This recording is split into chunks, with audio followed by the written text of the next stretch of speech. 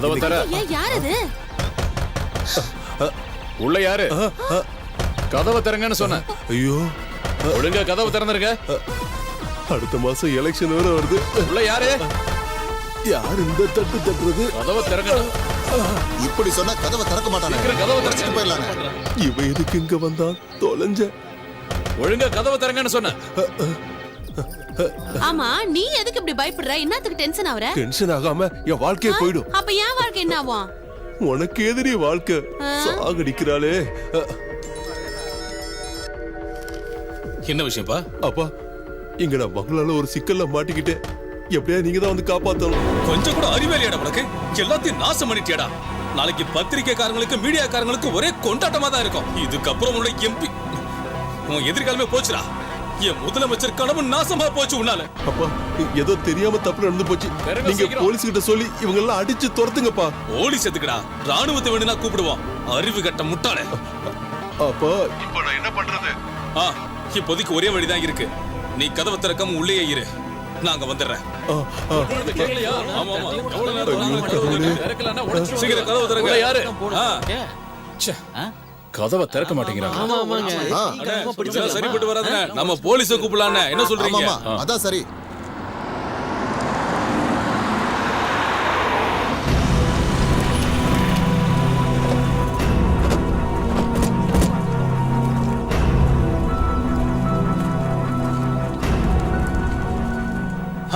என்னங்க தேவையில்லாம ஒரு கூட்டம்?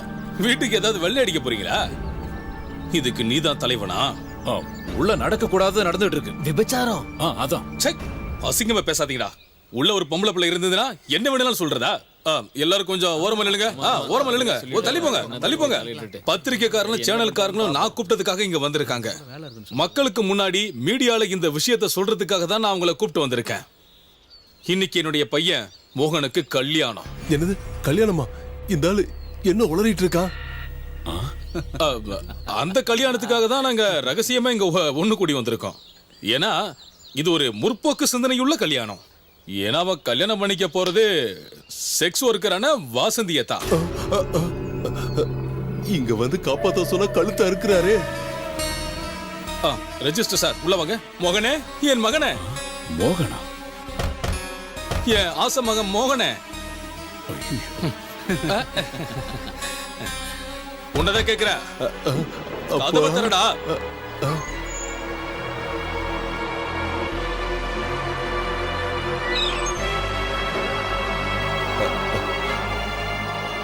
வணக்கம்.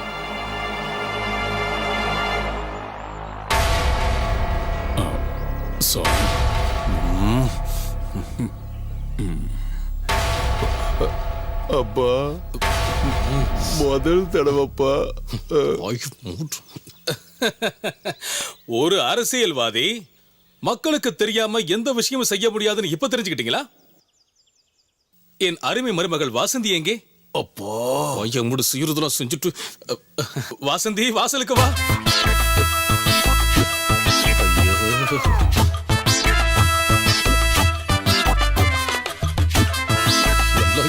நேரம்டா. என் வாழ்க்கை அவ்வளவுதான்.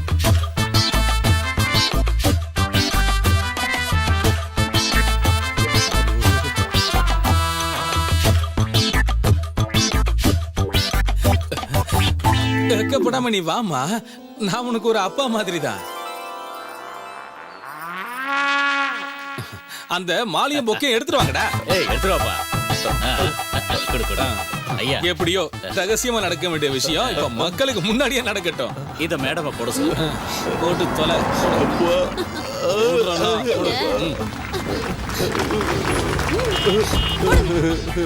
சரி, இனி நீங்க ரெண்டு பேர் இதுல கையெடுத்த போடுங்க.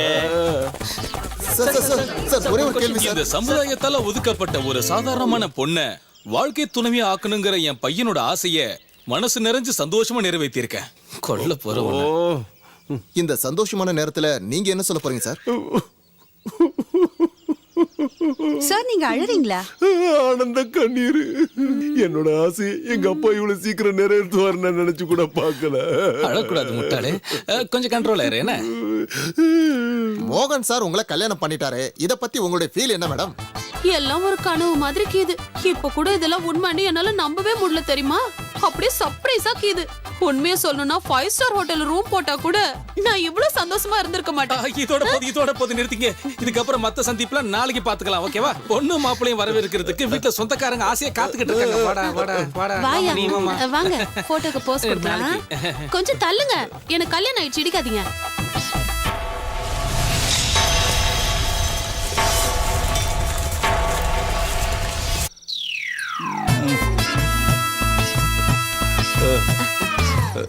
சார் பால்.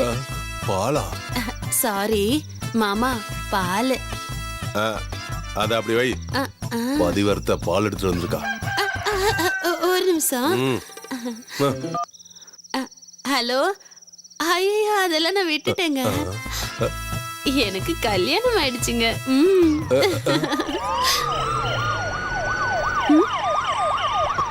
ஐயோ போலீஸ்! ஐயோ ஓடுங்க, சீக்கிரம் ஓடுங்க, மாட்டிக்க போறீங்க.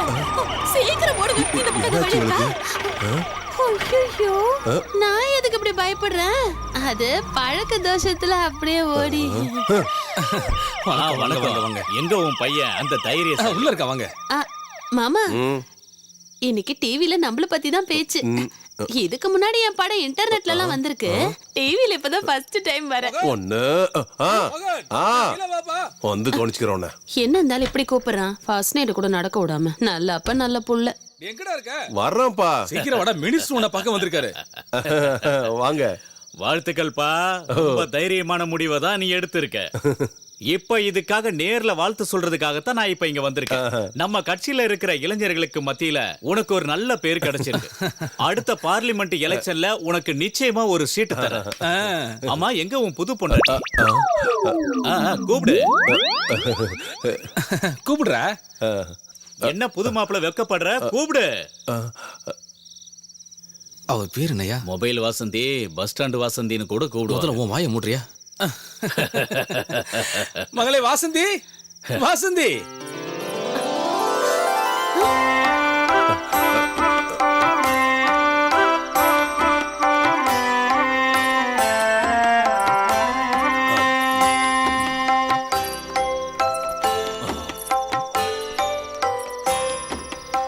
என் வீட்டுக்கு வந்திருக்க குடும்ப கொத்து விளக்கு இவதாங்க.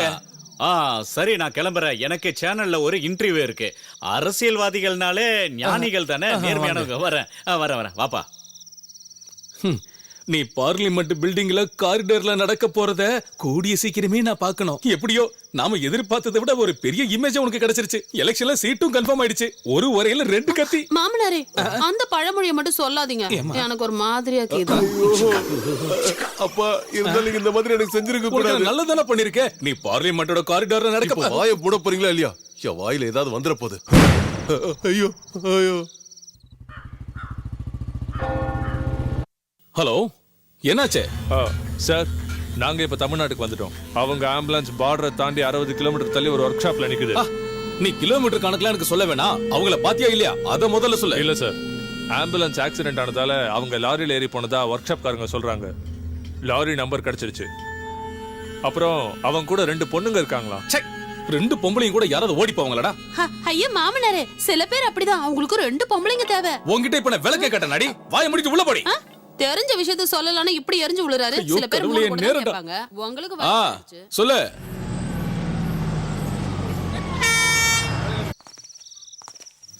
அந்த பாடியை எங்க கொண்டு போய் சேர்க்கணும்னா பெங்கால்ல சோட்டா லால் கேட்டுக்கிற ஒரு இடம். ஆனா உங்க குடும்பத்தில் உள்ள ஒரு பொண்ணு அவங்க கூட போயிருக்குன்னு என்கிட்ட கேட்டா அதை பத்தி எனக்கு தெரியாது. அவ அந்த பாபு கூட இருக்கிற விஷயம் கன்ஃபார்ம் தான். பெங்கால் போறதுக்கு பை ரோடு வழியா எவ்வளவு நேரம் ஆகும்? இங்க இருந்து ஒரு 2000 கிலோமீட்டராவது இருக்கும்பா. ரெஸ்ட் எடுக்காம போனா ஒரு 2 நாள்ல போய் சேர்ந்துடலாம். அப்படின்னா நாளைக்கு ஃபிளைட்டுக்கு நீ கல்கத்தா போயிடு. அதுக்கப்புறம் எப்படியாவது அவங்க நீ கண்டுபிடிச்சு கூட்டிட்டு வரணும். சரி. அதே நேரம் போலீஸுக்கும் மீடியாவுக்கும் எந்த தகவலும் போக கூடாது. புரியுதா? இவ்ளோ ஆன அப்புறம் அவ விருப்பப்படி வாழ விடுறதுன்னு நல்லது. ஐயோ, என் மனசுல பட்டது சொன்ன அவ்வளவுதான். இங்க பாருங்க, உங்க மருமக சொல்றதுலயே ஒரு நியாயம் இருக்கு. நாம எவ்வளவுதான் பிடிவாதமா இருந்தாலும் அவங்க மனசுல இருக்கிற அன்பை மறந்துடுவாங்களா என்ன? இப்ப வசதி இல்லைனாலும் பாபு ஒரு நல்ல குடும்பத்தை சேர்ந்த பையன் தானே, என்ன சொல்றீங்க? அவங்க ஒருத்தர் விரும்பும் போது கல்யாணத்தை பண்ணி வச்சிருங்க.